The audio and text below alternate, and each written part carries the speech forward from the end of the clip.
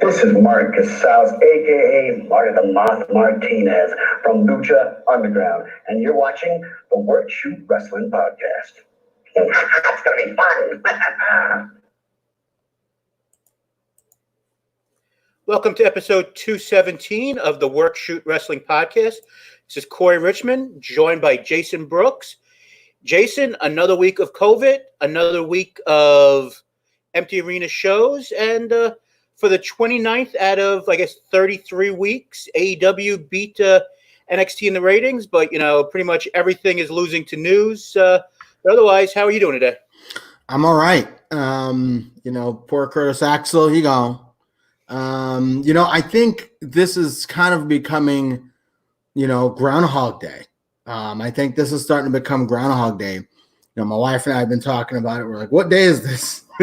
I don't, you know what I mean? It's just like this is all becoming the same thing, the same empty arena shows, and now the same WWE releases. It's just been crazy.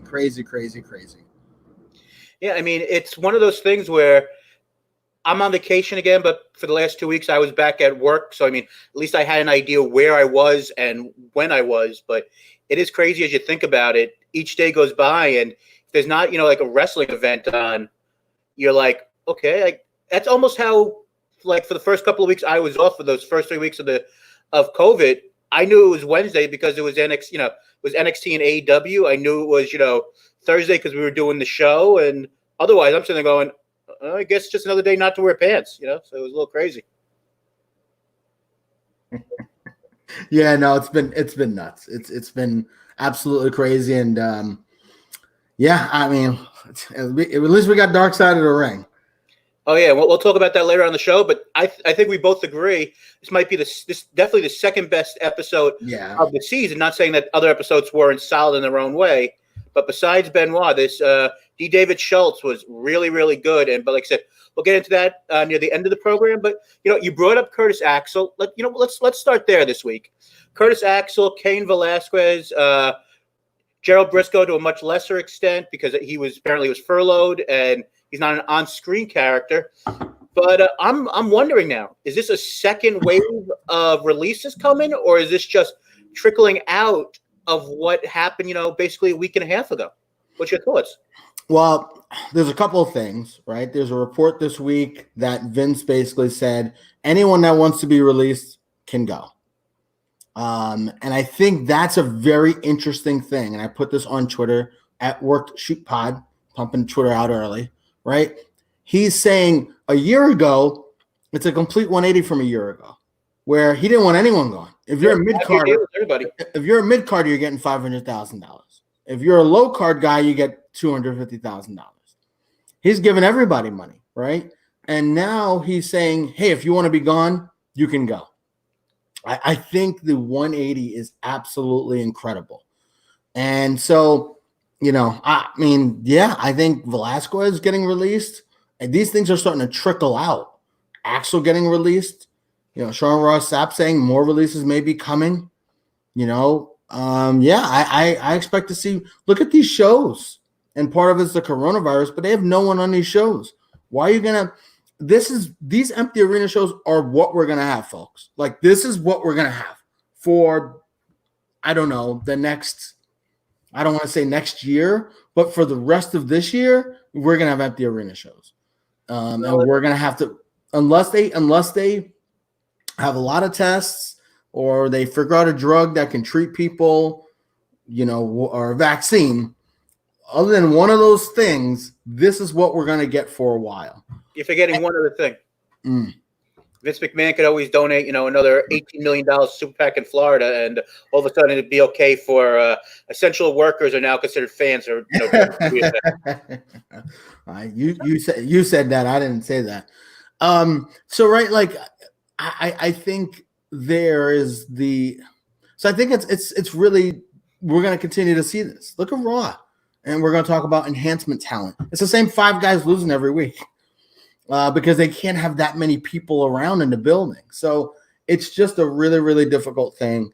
I think the idea that Vince, and I think it's so fascinating that Vince is saying, if you want to be released, you can be released. And he's willing to release almost anyone other than obviously the top stars.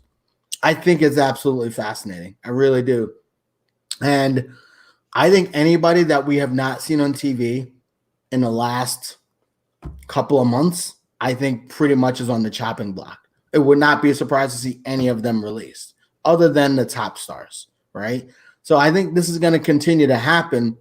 So we'll see what happens. But he wanted to keep these people from AEW, and AEW is going to have a chance to get a lot of talent, as we've kind of talked about. So, yeah, I just think the company's perception and where things are completely different. And there's a report out there, which maybe we'll talk about in a minute, but or in a little bit. I don't want to spring it on Corey too much. But, yeah, it's just the 180 from last year is just insane.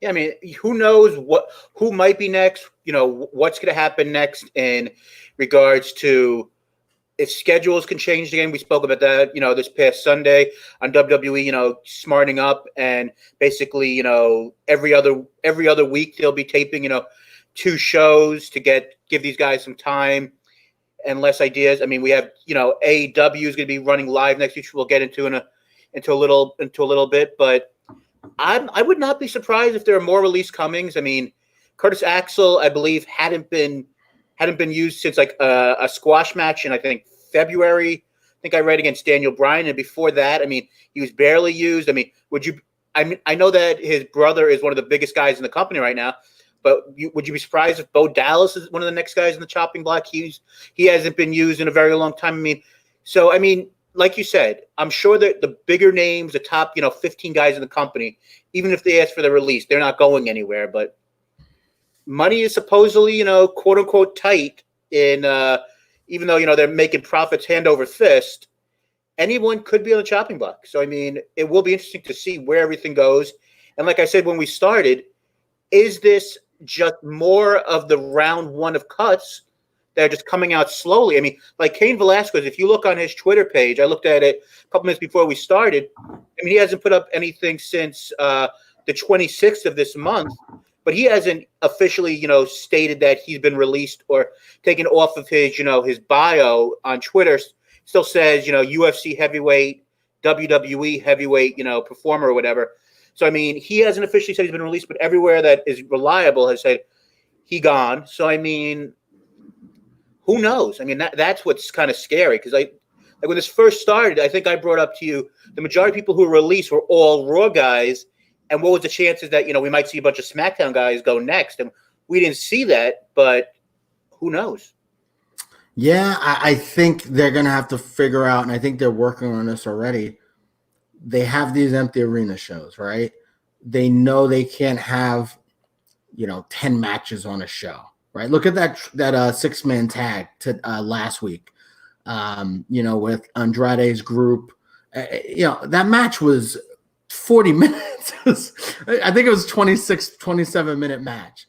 Who was Apollo Crews, Rey Mysterio? It was a 27-minute match. Right, long match for a 6-man tag that meant nothing. Right, and so that's what they're going to continue to do. So if you're having these matches and you're having 5 matches, 6 matches on a 3-hour card, why do you need all these people? The roster was bloated anyway. I mean, they were re-signing guys they didn't need to re-sign. They were trying to hold on to guys they didn't need to hold on to. People wanted to leave. They didn't want them to leave. Maybe in some ways, obviously the coronavirus is a disaster. It's an absolutely terrible thing.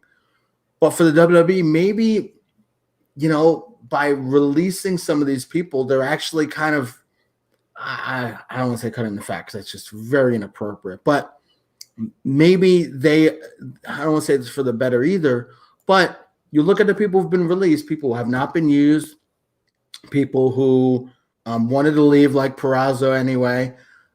So maybe for the people who've been released, this will end up being a good thing. It might, but again, people losing their jobs is horrible anyway, and they didn't need to release all these people, but maybe in some cases this is going to be better for some of the performers. I don't disagree. I mean, like, who knows? I mean, this whole entire thing might have led to a secondary push for Drake Maverick, Rockstar Spud. I mean, we'll get into that more, when we get to AEW and NXT in a little while. But these, and apparently Sarah Logan was spoken about, coming back. So I mean, these cuts may not be permanent. I mean, anybody who's out there saying that all these cuts are storyline based are effing idiots. I mean, every show I try not to curse, but at some point we'll get to explicit tag anyway. But I think all these people are crazy who think this is a work. I mean, could Rockstar Spud, show something in his next match and continue to be employed for a little while? Sure. There's a couple things, right? Not all this is a storyline. The Rockstar Spud thing, Drake Maverick, they've completely turned into a storyline. Like that is, I mean, he cut a promo on NXT saying he's fighting for his job. So it's completely a storyline now, which is fine. I think that's okay, and it's good for him. He won his match, whatever. But it's not storyline related with 99% of exactly. These people, so. Now, another story that has come out, which we don't know is true, but I mean, former WWE employee, Dirty Dutch Mantel, is saying that he's hearing that there could be a deal very shortly where WWE could be sold to Fox or ESPN, which of course is owned by Disney, which is I don't know what that means for Drew McIntyre, shooting out the word shit and other words, randomly going forward, but I haven't heard any super reliable sources confirming this story as of yet. And, Dutch might have heard something and it might not be true, but I mean, I do think it's interesting with everything going on and the idea that keeping the stock price high and trying to keep shareholders happy. And the idea of, the over the top, network possibly supposed to happen in quarter 1 with WrestleMania. Could WWE be on the the sales block? I don't believe it's true. I don't believe Vince McMahon would ever sell unless there was one of these deals where he stayed in control with 51% or something and all this other stuff. But Jay, what's your thoughts here? I mean, it seems ridiculous, and I noted this on Twitter. It seems ludicrous. And I had an argument with a buddy of mine. Where he was like, oh, my company's losing money, the WWE's losing money, all these businesses, blah, blah, blah. Here's the thing, folks. The WWE is not like every other business, okay? They're not a mom and pop shop. They're not even a regular big company. They are traded on the New York effing stock exchange. They have guaranteed TV contracts worth hundreds of millions of dollars a year. Exactly. This is not AEW. Or this is not Impact. AEW is not getting this kind of money, right? They are funded by a billionaire, and so they're going to be fine. So, right, this is not the same thing as a regular company. The idea that they would sell when they're at their lowest point in years, let's say, I think that's fair to say.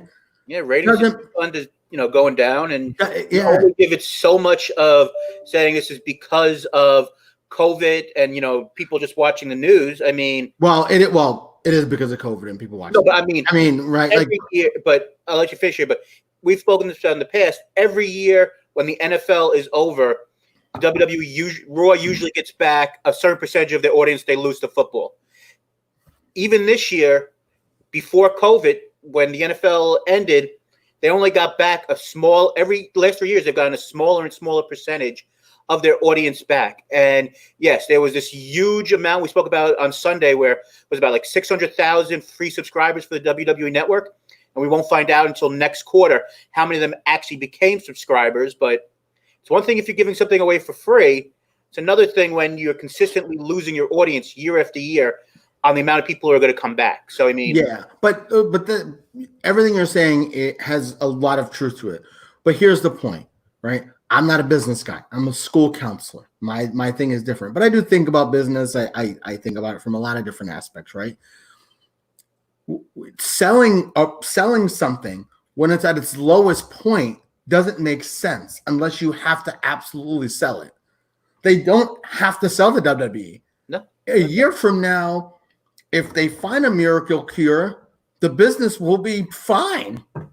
So to me, to sell it now, unless Vince has, it doesn't make any sense. So this idea that they're going to sell this company makes absolutely no sense to me. Less than zero in the negatives, unless something happened. Now, there's a rumor Kevin Dunn, who's obviously a longtime WWE employee, sold a ton of his shares, and so who knows what truth there is to that. But is there something going on? Possibly. Are they getting heat from the TV, from USA and from Fox? Possibly. Are they going to sell the company? To who? It's ridiculous, right? There's no way. There's absolutely no. I'll do this podcast naked if they sell this in mid-May. All right. I need somebody to replace me on that episode of the podcast. I mean, I'm sure the ladies, that will be a great site, and some of the gentlemen might be looking for that, but I'm out on that one. Corey, what do you? There's no way they would unless there was like a scandal, unless there was some criminal scandal or something like that. Other than that, it doesn't make the company's not losing money. Right. Unless you have the same idea of like with the UFC where they were bought for, what was it, $400 billion or whatever. I mean, someone is offering McMahon $400 billion for the WWE. And I don't see Disney or Fox, doing that anytime soon. Then you're like, oh, okay, $4 billion.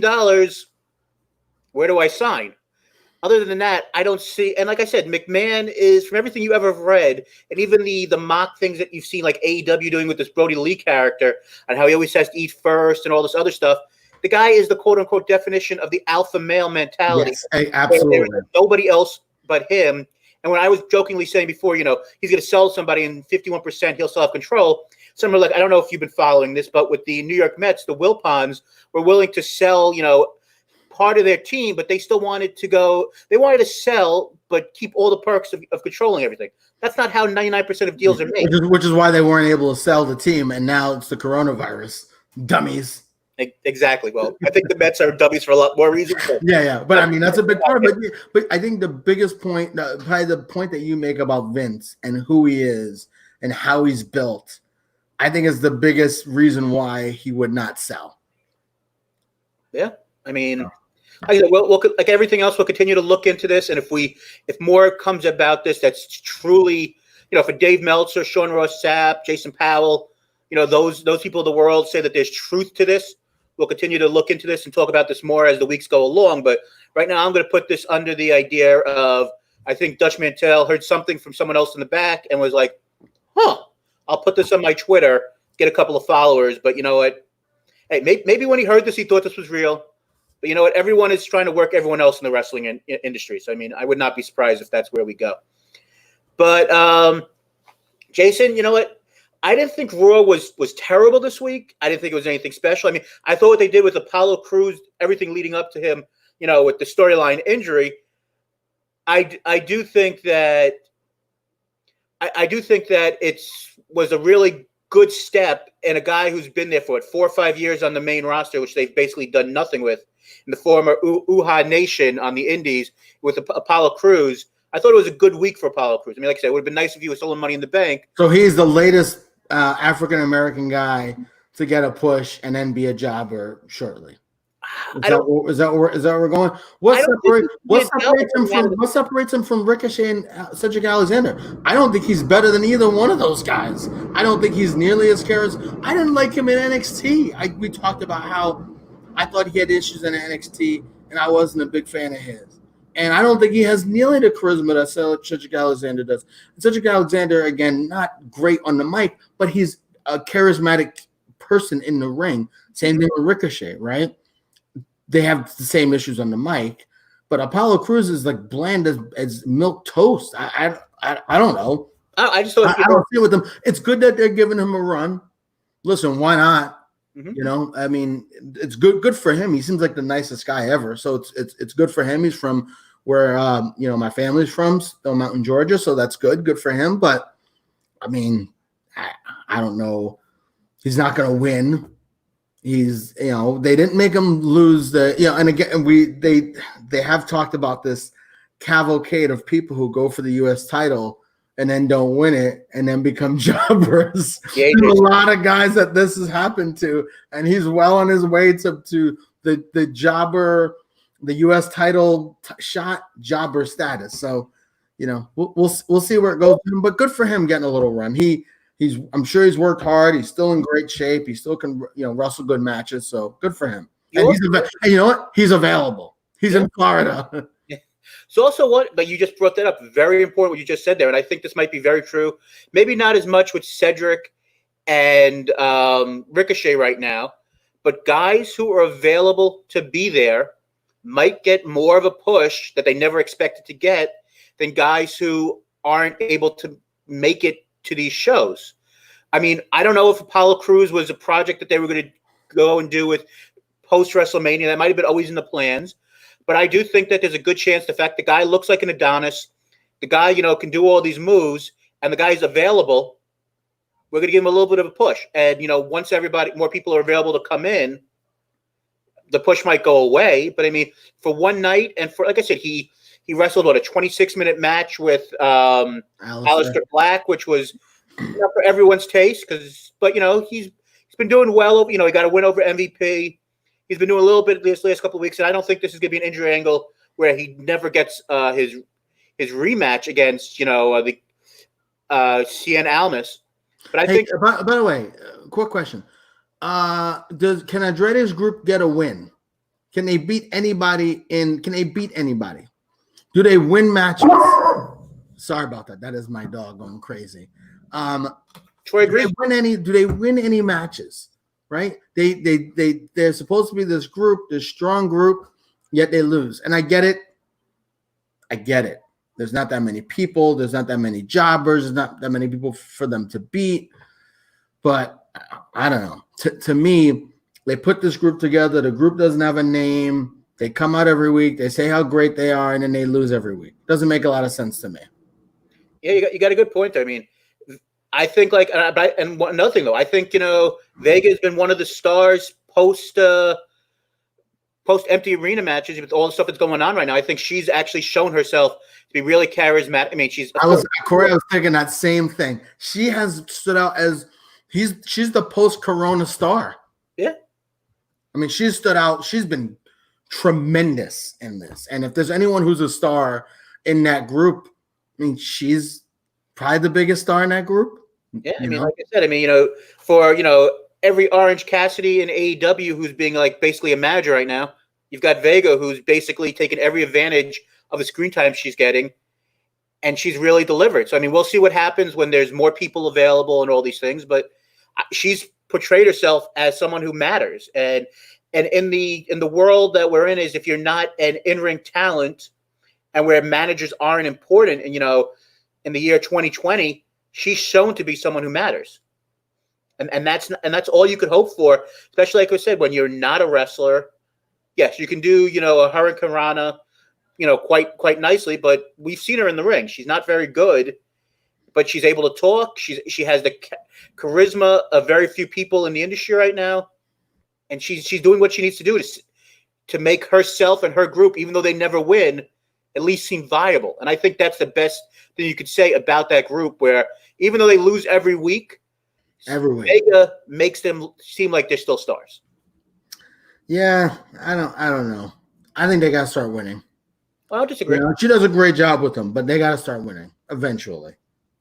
Other thing on Raw, not a lot of things to really talk about, but what was your thoughts of the main event segment? And I know that it's gonna be hard to judge because there's nobody there to judge it with the fans, but what was your thoughts on Drew McIntyre, Seth Rollins, that closing feud? Did it make you care in the bank any more than you did already? I mean, it is, basically a week and a half away. Yeah, it's so crazy. It's a week and a half away. Well, now it's like a week away. It's Thursday, right? The thing is next week. Yeah, so exactly. It's a week away. I liked the segment. I thought Rollins was tremendous. I don't love Drew as a babyface. I'm going to continue to say that on the podcast. I think he comes off as kind of, I don't know. I just don't like the way he comes off. Like, to me, that he doesn't come off like a babyface should come off. He comes off like a Roman Reigns babyface, which I think in 2020 does not work as well. That being said, I thought he did a good job in the segment. Telling him he was full of crap. I thought Rollins was tremendous, though. And again, it's hard, right? Because the heel usually in these segments always seems to have the better logic than the babyface. But Rollins was tremendous in it. I thought it was a good segment. I enjoyed it. I'm really curious to see what they do here. They had Rollins lose at WrestleMania. He's obviously one of their main event talents. Do you have him lose? Do you have him lose clean? Do you have some gimmick finish and then have things continue? I don't know. I think the segment I enjoyed. I think Rollins has been great since he turned heel. But I wonder where you go. I don't know if you can have him lose clean, because then where does his character go from here? Maybe he goes even more insane.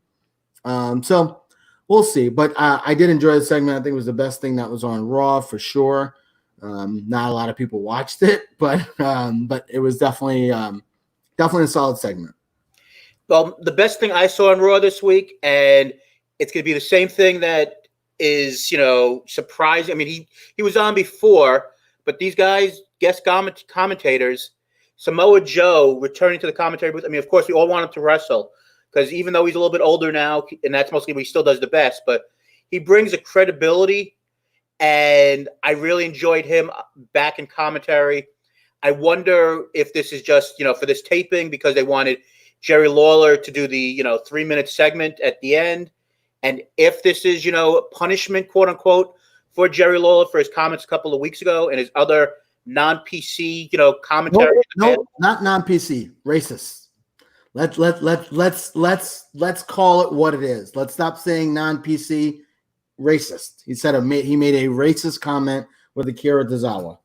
Because if it was a white guy and he said it's a ramen noodle moonsault, okay, right? He said that specifically about an Asian American person. It was a racist comment, and he's made those in the past. Okay, I don't disagree with you, but what was your thoughts on Samoa Joe on commentary again? And do you think this could be a permanent replacement for Jerry, or is this just because? I hope so.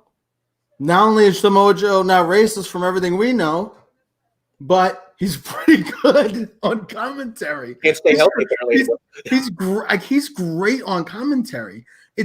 You talk about a sad wrestling situation. It's Joe, right? He was busting his ass in Ring of Honor and stupid TNA, although he did have some great feuds, and maybe wasted a couple of years of his career because WWE thought whatever, he's too fat or whatever he is, right?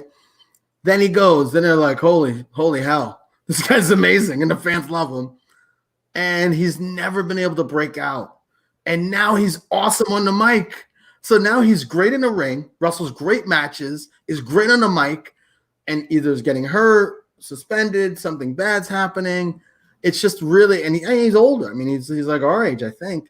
So it's really just a sad situation for him finally being in, the main place, which is WWE, obviously, being great, being one of the best performers in the company, in my opinion, and not being able to get the most out of that because of a lot of circumstances. That being said, if we got to have him be an announcer, please, every week, be out there. I mean, good God. I can't take Lawler in general, but when you throw his comments in and his other stuff, it's like, I just, no. Nope. Put Samoa Joe in there, have him be in there for a while. They don't have anything apparently for him. Who's been absent who, and I'm just going to throw this out there, whatever. Kevin Owens? Yeah, where's he been? He won. Now, again, I know the coronavirus. I get it. I don't know where Kevin Owens lives. I don't know if he lives in Florida or lives in Canada still. I don't know where he lives. Don't know. But where's he been? He beat Rollins. Did Rollins win the match at WrestleMania, or did Kevin Owens win? Because we wouldn't know, because one guy's going for the title and the other guy hasn't been on TV for a month. So what's going on there? What are we missing? I get it. Coronavirus. Every time there's got to be the disclaimer of every time we talk coronavirus, COVID-19. I get it. But still, we haven't still not seen him on TV for a month. And he won his match at WrestleMania. So I don't know. I don't know where that is, what's going on with him. I don't follow his social media like that, so I don't know what's going on with him. But it seems interesting that he has not been on TV at all in any capacity. I mean, this Money in the Bank pay-per-view, there's 2 matches, which are the Money in the Bank matches we know are these cinematic matches that are probably going to be an hour long. Which they've already been taped, so, it's... Yeah, so there's these 2 long cinematic matches. It's the title match, and then... Who knows? That's it. That's the whole show. I think we got Tamina versus versus Bailey, I think. I think that might be happening, but I see what you're saying. Absolutely. I don't know that we have these pay-per-views go 3 hours. Right? Are we going to have these pay-per-views go 3 hours now? I don't know if I see it. How? I don't think so. I mean, I think, especially if they're all taped in advance and they're timing them out. I mean, I don't know why you'd go that long. I mean, you don't have to fill, pay-per-view. I mean, I'm sure these can be ordered on pay-per-view, but I mean, you don't have to fill pay-per-view windows. I mean, I would just have these, 2.5 hours at the most. I mean, we should be done watching these shows by 10:30 Eastern time and just calling it a night. I mean, actually, I got one thing before we move on to AEW and NXT, and this is not something crazy, but with we know that there's gonna be a gauntlet match on Monday. They've said for the final spot for Apollo Crews, who's been hurt. What's the chances that we have a replay of what we had? I guess it was either a year ago. I guess it was a year ago, where out of nowhere we haven't seen him, but Brock Lesnar is the comes out last minute, wins the briefcase, and he's in this match, and then we get back to what we've been doing from the beginning with Brock Lesnar, winning the Money in the Bank again. I know it doesn't sound pretty appealing, but I mean, it doesn't sound appealing at all. Right. It's not that it doesn't sound pretty. It sounds awful. Right. But what do you think? Or is there somebody you think, is it obvious that it's just going to be Cien Almas who gets the last spot, or is there someone on the Raw roster? Maybe Owens? Because we don't have Did they announce who's in this match? Or they announced who's in this match? That's what I saw, or no? So Cruz isn't even in the Money in the Bank. No, they storyline, and yes, it has to be a storyline because they've already taped the Money in the Bank. Yeah, because I know he was hurt. I didn't know they totally ruled him out. Well, yeah, they ruled him out. I mean, we just talked about Apollo Crews for 10 minutes before, and the guy's not even on the Money in the Bank show. But it's a good way to have him not be in the Money in the Bank show while also putting him over, saying he was hurt. So it's fine. I almost feel like the U.S. title match was more to take him out of the Money in the Bank. This is a better question rather than who it is, because who the hell knows? Has the plan been from the beginning? Whoever wins this gauntlet match is going to win the Money in the Bank. I think that might be more than rather who is it going to be? Who the hell knows? But whoever wins that, maybe it is Kevin Owens. Well, maybe that's what they've been saving for. Maybe that's why he hasn't been on these shows. Well, if that's the case, then I think we may have the obvious awful answer. And guy who returned beating Tozawa in 2 minutes, the former member of 3MB, Jinder Mahal, is back, looked dominant. He might win the gauntlet, and then you set up down the line at SummerSlam or somewhere down the line. Why is he? What are you talking about? He won a match. What are you talking about? I think that's a possibility. Come on, guys, you don't win the Money in the Bank. Of the guys who are in it, I mean, which most of them we can't even think off the top of our heads. I mean, anybody in this match really? I mean, this is more for next week, of course. But are there people in this match that you really think are that obvious? I mean, I think we got King Corbin, Daniel Bryan, who's basically wants to be more of a part-timer now. You got Rey Mysterio, who's 95 years old. You've got either Otis or Dolph Ziggler, who cares about. And you've got Aleister Black, who may be the obvious choice, but are you surprised that like you said, the Gauntlet winner will be the person? And I think either the Gauntlet person or Aleister Black's going to win. Gauntlet person, no name, could be Troy the Dog, or the Gauntlet person, or Aleister Black. Gauntlet person, Aleister Black, they'll be the person who wins. That's my prediction. Now, if the Gauntlet person is some Hammenegger, next week my prediction is going to be Aleister Black. If it's Jinder Mahal or some Hammenegger, that's what I'm going to pick. If it's like Kevin Owens, then that's different. So we'll see what happens. Yeah. But at least it's setting up. There is some intrigue. So I will give the WWE that. There is some intrigue. Which usually is hard to say in these last couple of weeks. But let's move on to the Wednesday Night Wars. Once again, AEW has won. Ratings not great for either one, of course. Both were down this week. 693,000 to 637,000. So it was close, but after NXT winning for 2 straight weeks, AEW has now won for 2 straight weeks. And as you know, if you're not a news show or something like VH1 reality, you're not doing great in the ratings right now. But I thought both shows were really good this week. And AEW and you could plainly see that, and we'll get this in a moment, that the fact that they're going live next week, this week's episode was a combination of 2 weeks' episodes. 2 tapings, especially with Brandy wearing 2 different outfits. Yeah, I know. The second time around, But, I mean, I thought AEW was really good. And by the way, never mind seeing 2 different Brandy outfits. No. Have her out there every segment. I understand. We won't explain any more than that. I'm a happily married man. Yes, exactly. But you got me caught off guard that one. But I thought AEW was really good this week. Yeah. I thought the best segments on the show were those promos packages. We'll talk more about those in a minute. But NXT was a pretty solid show. Yeah, I think these shows have been good. Like we talk about and again, Corey, right? It's the same shit. SmackDown and Raw, not great. Raw or AEW and NXT, pretty good when there were crowds. Now there's no crowds, and it's still the same thing. SmackDown was horrible last week. Mm-hmm. So SmackDown, horrible still. Raw, pretty mediocre. And AEW and NXT are still really, really solid shows. And it shows you, hey, if you do smart booking, if you do good video packages, if you make things make sense to the audience and there's no crowd there, it can still get over. You can still do good stuff. By the way, NXT next week is loaded. It's a loaded show. And I think we know why. Yeah. So it's going live, right? Yeah, it's a loaded show. But so I think that's interesting that these shows continue to be solid with taping 2 shows at once because they do smart stuff. And I don't understand why Raw and SmackDown can't just do this. Do smart stuff. Have interesting segments. Have some video packages. To me, whatever. But I agree with you. I really did enjoy both shows. They were both good watches. Yeah, I mean, I thought that, and in-ring wise, I thought Cody and MJF's on my head. Darby Allin.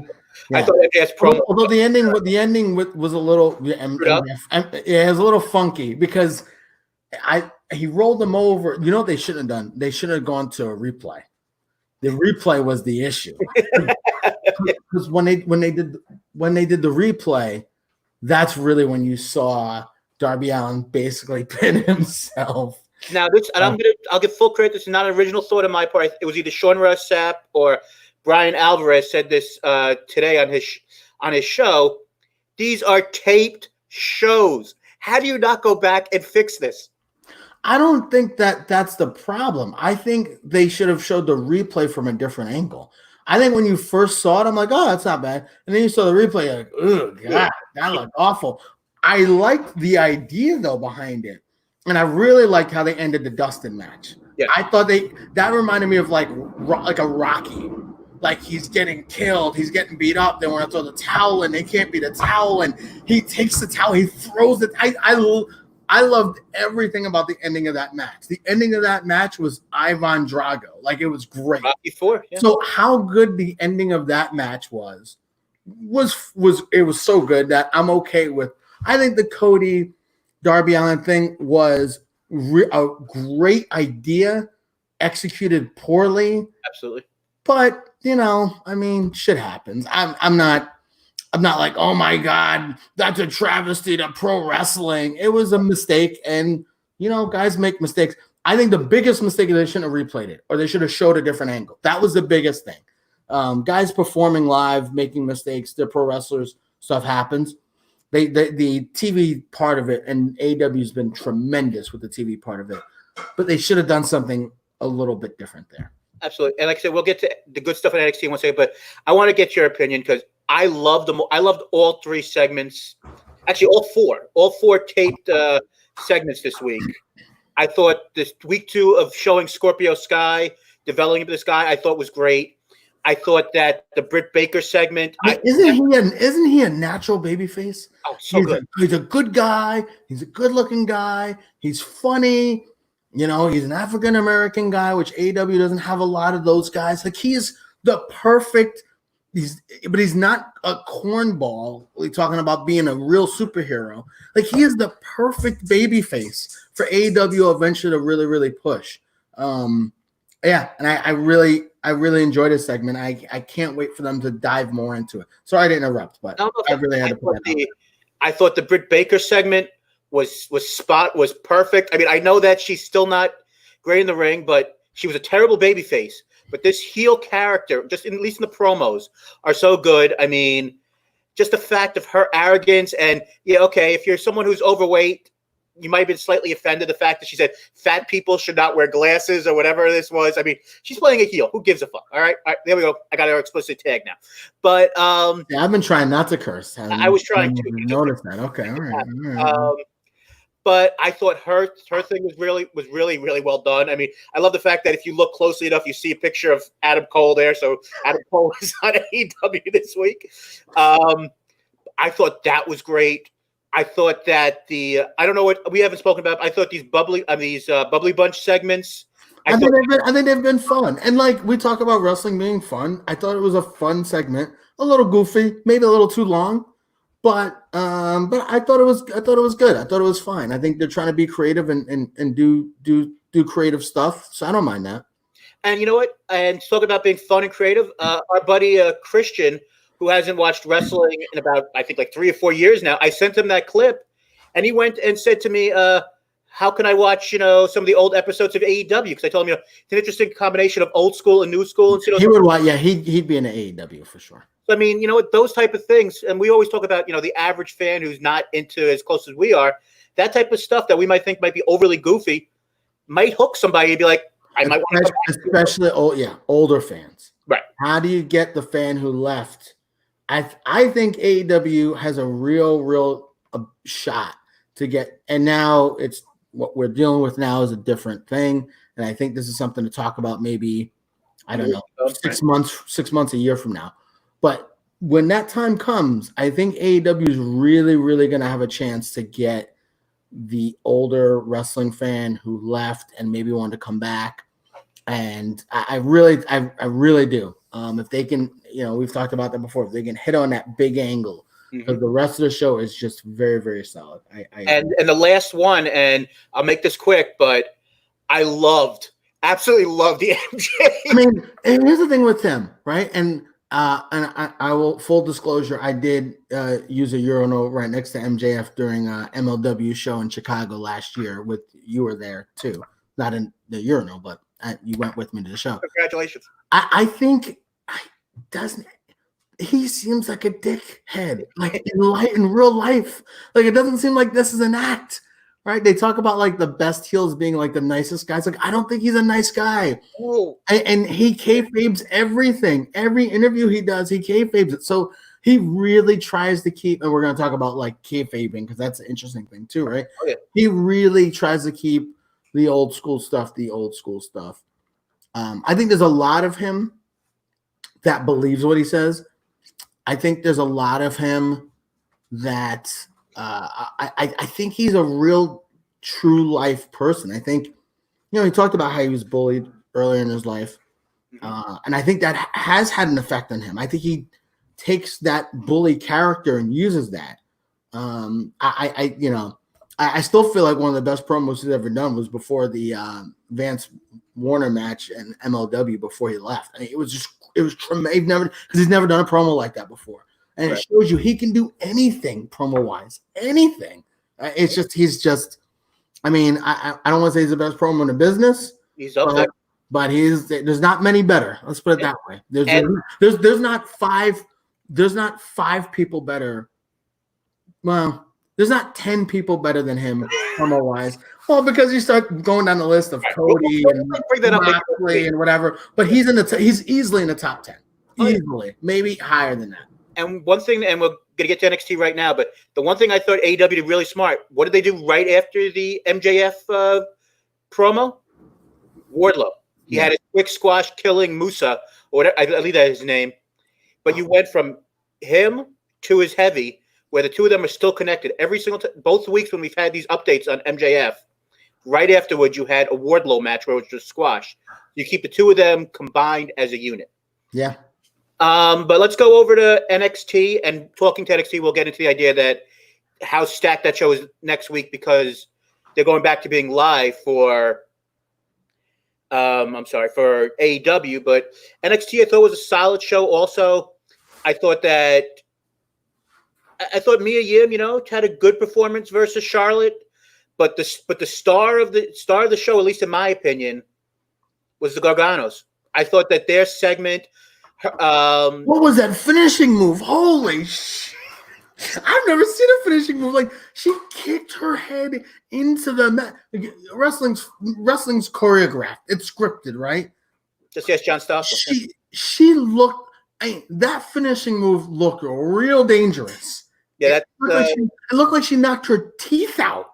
It was tremendous. Oh, that was. I mean, I know this because I've seen clips in the past, but that was from PWG. There's a wrestler named Super Dragon who did that finisher, and Candice LeRae was in PWG. That's where she got that from. But yeah, that's one of those moves where you go, all right, she's a star, But the total the match was a little. The match wasn't great. It was a little. No, I'm not saying that, but she was great.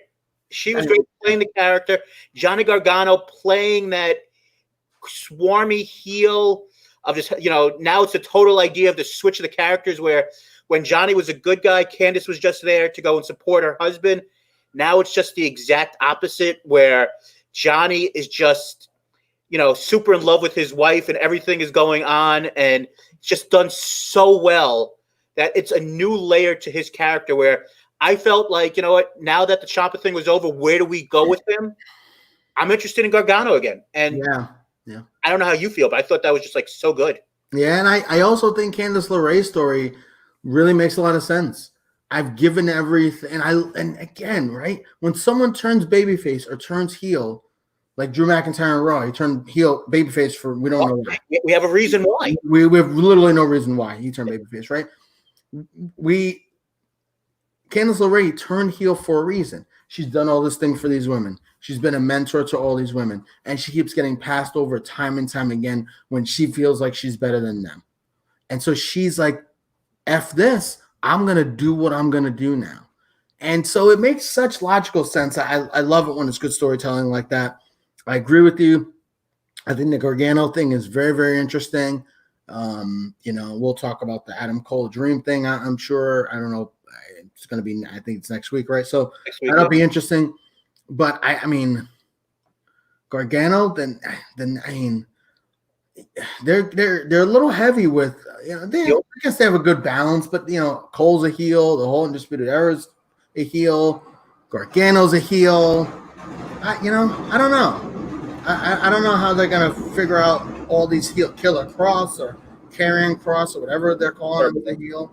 So it'll be interesting to see how they figure this all out. Yeah, and the other really good thing I just want to quickly get on with NXT this week was another thing outside of the ring.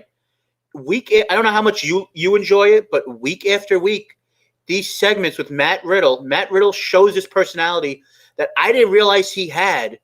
And I don't know, and Timothy Thatcher just has that dry, that really dry sense of humor where he's like, I don't even know why I'm here. I just thought that segment was really funny. Him getting in the references of being, baked and everything. I just thought that was really well done. And I'm looking forward to, the match when it happens versus, Imperium. Matt Riddle is just, he's a star. We say that week after week. Yeah, I think Riddle's Riddle could do this. I feel like this is what he's done. He's kind of been a comedy babyface. Mm-hmm. So he's kind of done this all along. I think he now has a kind of a person to play off of, and I think that's the key. I think he needs like a straight man. Mm-hmm. So yeah, I thought it was good. I mean, I didn't think it was hilarious. I thought it was, I thought it was fine. I didn't think it was as good as I thought it was fine. But I'm glad Imperium's getting a shot. I love Imperium. I think they're one of the best tag teams in the world. I think they're completely, and again, it's different because in NXT UK, and I don't watch NXT UK every single week, but from all I think Eichner's unbelievable. I think they're great. So if they're the ones who are going to get the shot, I'm completely all in because I think those two guys are tremendous, tremendous workers. And the other interesting thing, right, is a lot of the European guys, Devlin, I think Walter is there, are in Europe. Right. And, the other guys who are from there are here. So maybe WWE said, hey, do you guys want to stay? You can stay and get a shot here. Or maybe they mandated them to stay. They said you have to stay in Florida or whatever. I mean, I don't know. But it's interesting, the teams that stayed and then the people who left and how that kind of all went. Because, I don't know if Devlin would have left if he thought, hey, you're not going to be the NXT Cruiserweight champion anymore. Right. Or maybe he did. They said go away. We'll have. I don't know. It's just interesting to me how they decided who stayed and who went, or how that was figured out. Yeah, and I guess quickly because we're running a little low on time here. Just quickly on week 2 of Drake Maverick, he gets the win against Tony Nese.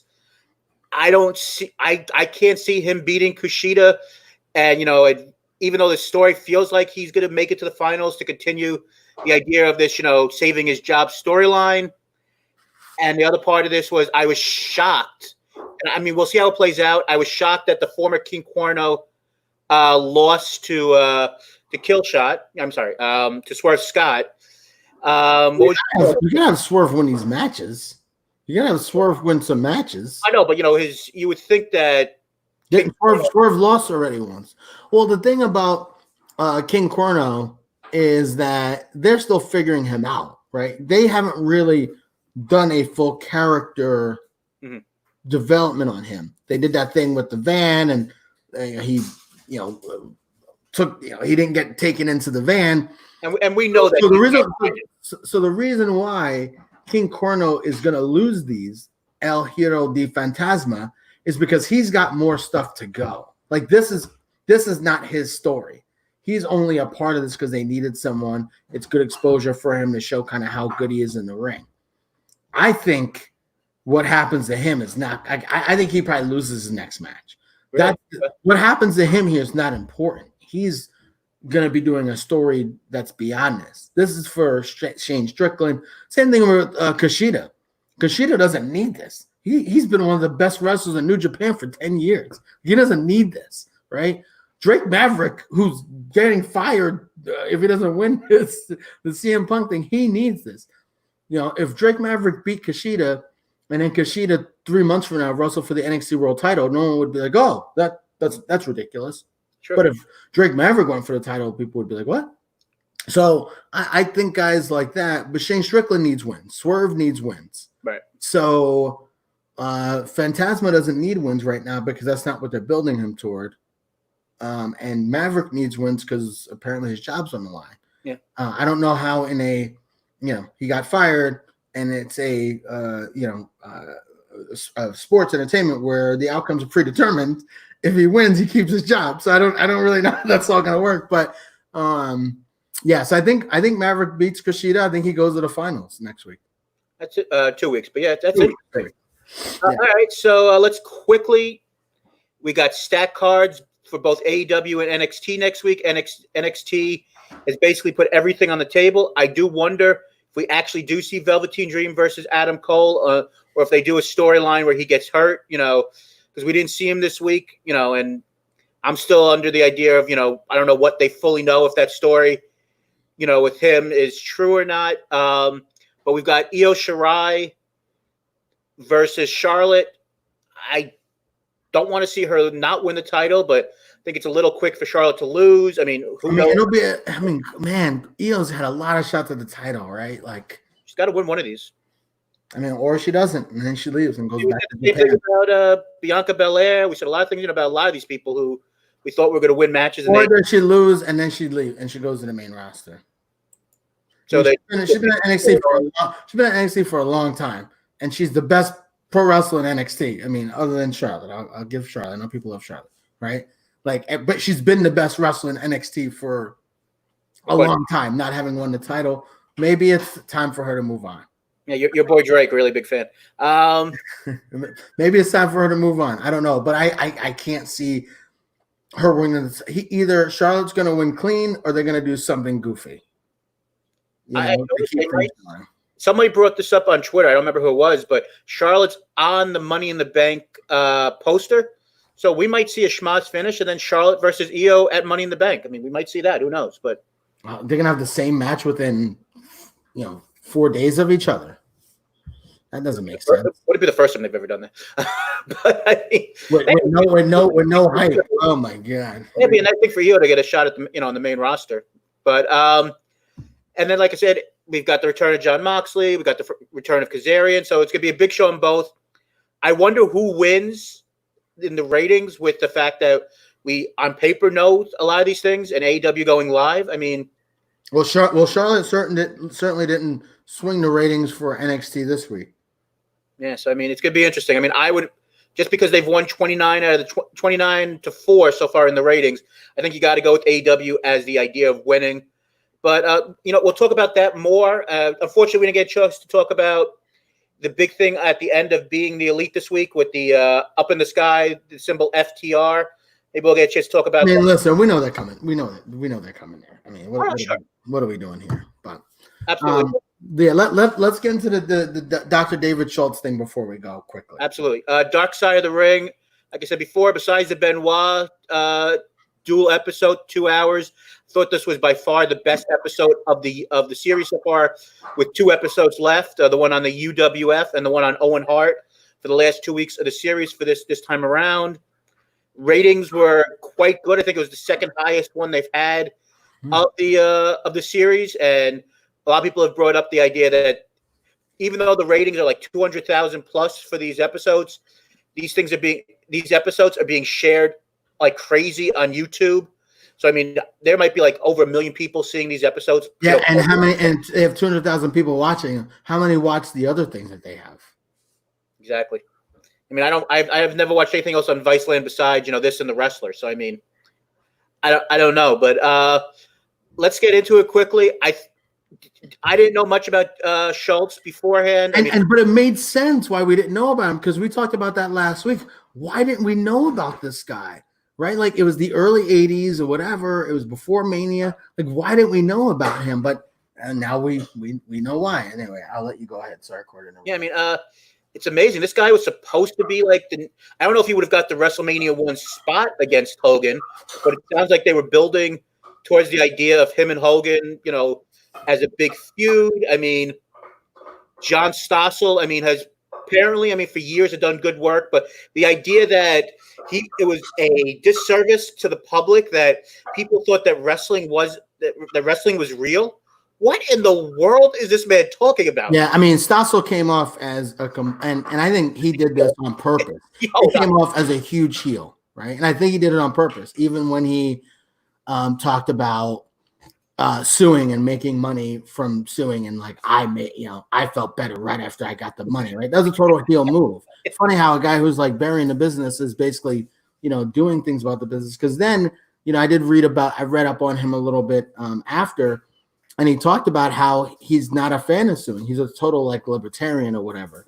And so again, I think he was playing to the audience that was watching him. I'm going to be the bad guy here. I'm going to be the heel. There's a reason why he's been a very successful reporter for years and years, right? So I think that was interesting. I think what they did to Schultz, and again, it was like the 80s, right? Where we saw the same thing we're seeing all these patterns, right? There with Dino Bravo, how, listen, you're not making Vince money, you're not doing this, like you're gone. You're gone as easy as you got there, and then there's nowhere else for you to go. Like, that's it. And that's why it's so good for the business now that they have AEW, even Impact, Ring of Honor. Because, man, these guys would leave WWE and they'd have no place to go. It was just really, really, really sad for Schultz. I mean, he ended up being fine and became the freaking Dog the Bounty Hunter before Dog the Bounty Hunter. And so his life ended up just fine. But I think the kayfabe aspect of when we were kids, I don't know about you, when I was a kid, I thought it was real. And then I saw a match where Arn Anderson going against some jobber, and the guy DDT'd Arn Anderson, or Arn Anderson DDT'd the guy. And, they would do those slow-mo replays for WCW. It was like a WCW whatever. Yeah, NWA, WCW thing, right? Yeah, it was WCW at the time. And he DDT'd this jobber. And the jobbers, his head didn't even come close to hitting the mat. Not even close, right? And I was like, "What the fuck? Why didn't his head hit the mat? This is ridiculous. Why did his head hit the mat? There's something's not jiving about it." But then you see another match where there'd be like blood all over the place, and that was always the thing that I wasn't sure about. I didn't know if it was real, but I didn't know if it was. I was very kind of all over the place with it. But after that match, I'm like, oh yeah, this is super fake. So it is interesting back then. And listen, who cares? You're lying to the audience? Who cares? But then the fact that Vince said, you know what? This is all choreographed. None of this is real. The guys do get hurt, but it's not. And just to make more money for himself and for the company, right?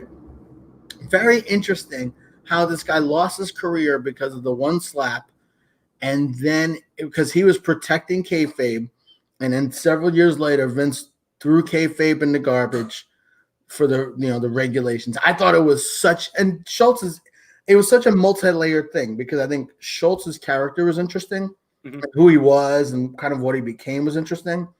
I think the idea of kayfabe and how that was in the early 80s and how that progressed, especially for us, growing up then, I thought that was it. I just thought it was such a well done documentary. And again, maybe Dave Meltzer could say, hey, I knew all that, but he's 60. So he grew up during that, and he's a wrestling reporter, so he should.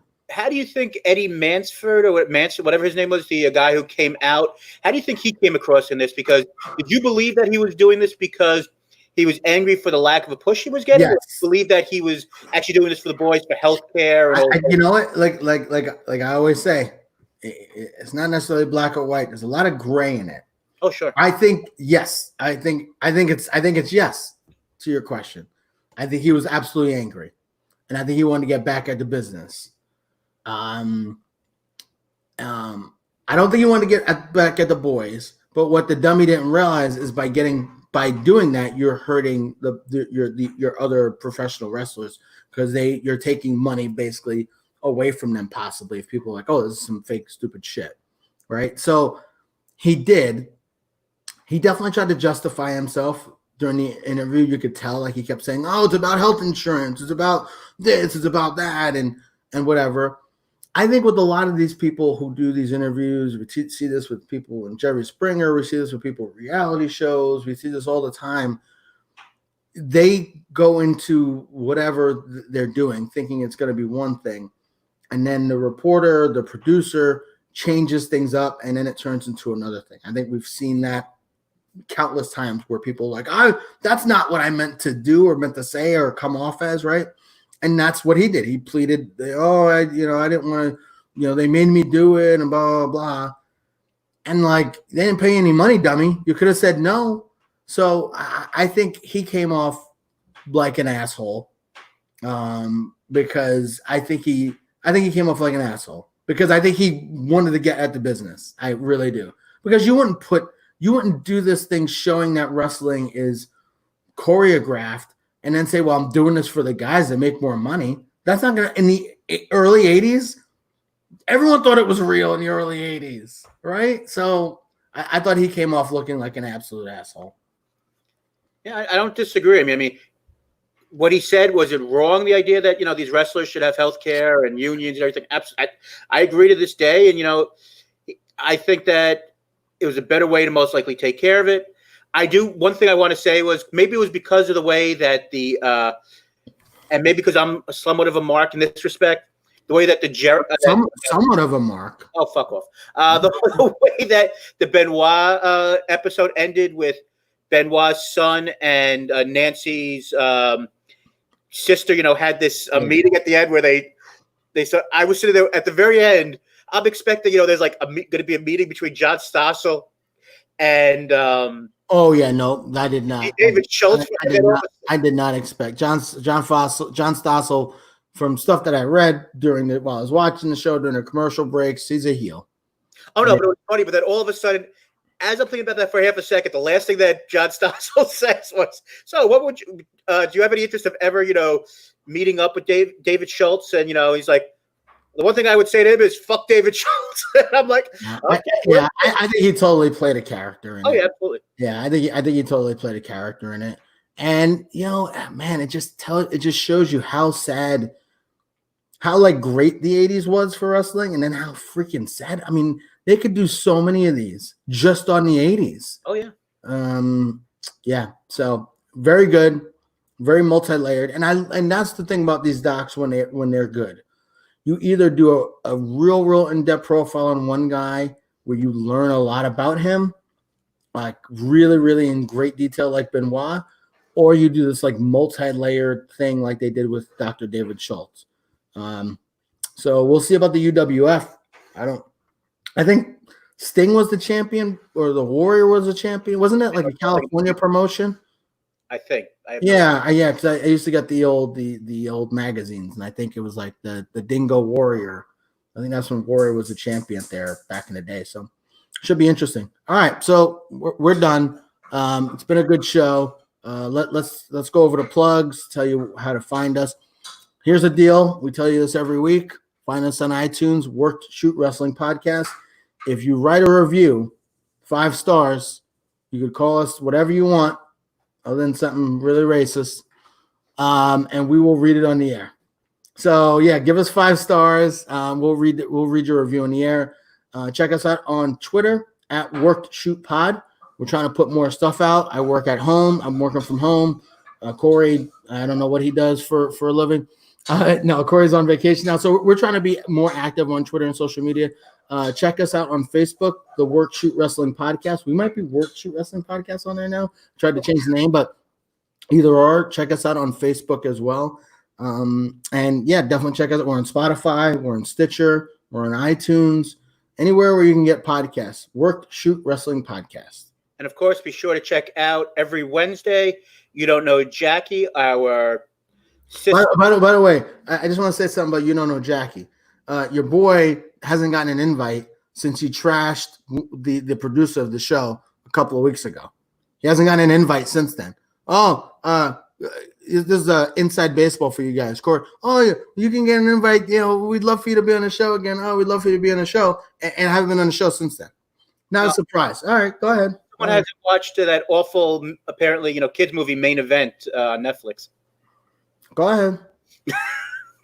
But do check out, and of course, we will now rectify that and figure out a way to get Jay on as soon as humanly possible. No, here's what they do.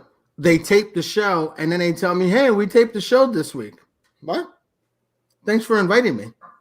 Go ahead. Okay, whatever.